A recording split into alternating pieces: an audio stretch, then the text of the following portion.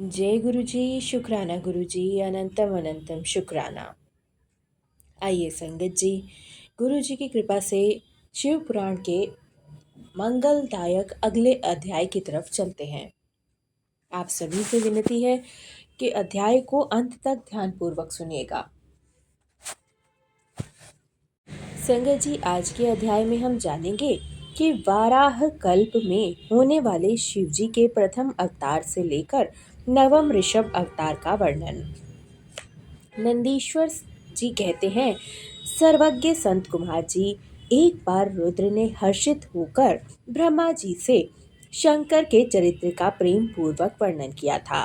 वह चरित्र सदा परम सुखदायक है, उसे तुम श्रवण करो। वह चरित्र इस प्रकार है। शिव जी ने कहा था, ब्राह्मण, वाराह कल्प के 7वें मनवतरण में संपूर्ण लोकों के को प्रकाशित करने वाले भगवान कल्पेश्वर जो तुम्हारे प्रपौत्र हैं, वैश्वत मनु के पुत्र होंगे। तब उस मनवंतर की चतुर्थ युगनियों में किसी द्वापर युग में मैं लोकों पर अनुग्रह करके तथा ब्राह्मणों का हित करने के लिए प्रकट होऊंगा। ब्राह्मण, युग प्रवृत्ति के अनुसार उस प्रथम चतुर्युगी के प्रथम द्वापर युग में जब प्रभु स्वयं ही व्यास होंगे, तब मैं उस कलयुग में अंत में ब्राह्मणों को हितार्थ शिवा सहित श्वेत नामक महामुनि होकर प्रकट होऊंगा। उस समय हिमालय के रमणीय शिखर छांगल नामक पर्वत क्षेत्र पर मेरे शिखाधारी 4 शिष्य उत्पन्न होंगे। उनके नाम होंगे श्वेत, श्वेत शिख, श्वेताश्व और श्वेत लोहित।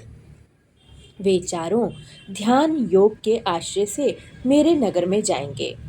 वहां मैं मुझ अविनाशी को तत्वतः जानकर मेरे भक्त हो जाएंगे तथा जन्म, जरा और मृत्यु से रहित होकर पार ब्रह्म की समाधि में लीन हुए रहेंगे।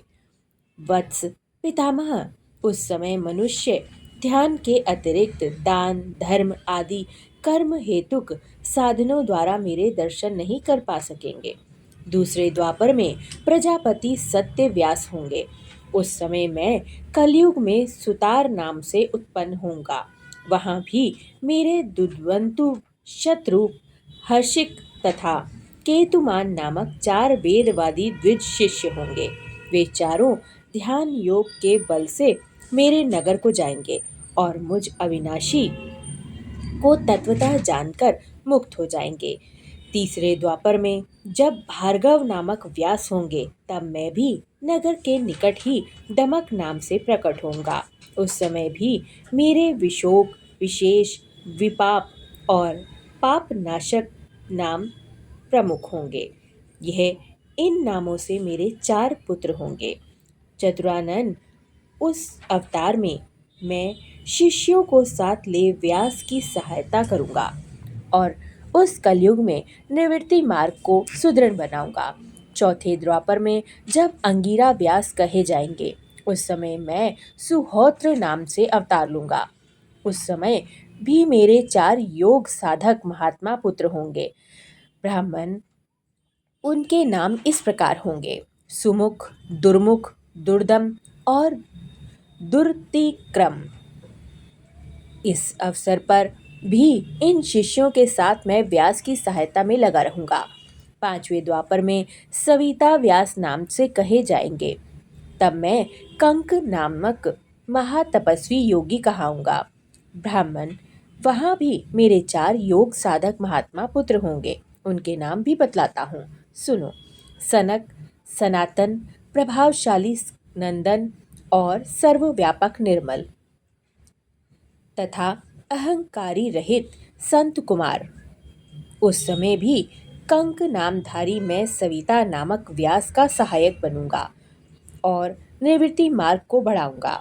पुनः 6ठे द्वापर के प्रवृत्त होने पर जब मृत्यु लोक कारक व्यास होंगे और मेरा और वेदों का विभाजन करेंगे, उस समय भी मैं व्यास की सहायता करने के लिए लोकाक्षी नाम से प्रकट हो जाऊंगा और निवृत्ति पथ की उन्नति करूंगा। वहाँ भी मेरे 4 दृढ़व्रती शिष्य होंगे। उनके नाम होंगे सुधामा, विरजा, संजय और विजय। विधे 7वें द्वापर के आरंभ में जब शतक्रतु नामक व्यास होंगे, उस समय भी मैं योग मार्ग में परम निपुण जैगपश्व नाम से प्रकट होऊंगा और काशीपुरी में गुफा के अंदर दिव्य देश में कुशासन पर बैठकर योग के सुदृढ़ बनूंगा तथा शतक्रतु नामक व्यास की सहायता और संसार भय से भक्तों का उद्धार करता रहूंगा। उस युग में भी मेरे सारस्वत, योगीश, मेघवाह और सुवाहन नामक 4 पुत्र होंगे। 8 के द्वापर के आने पर मुनिवर वशिष्ठ वेदों का विभाजन करने वाले वेदव्यास होंगे। योग वित्तम उस युग में भी मैं दधिवाहन नामक से अवतार लूंगा और व्यास की सहायता करूंगा। उस समय कपिल आसुरी, पंचशिखी और शाल्वत नाम से मेरे 4 योगी पुत्र और उत्पन्न होंगे, जो मेरे ही समान होंगे।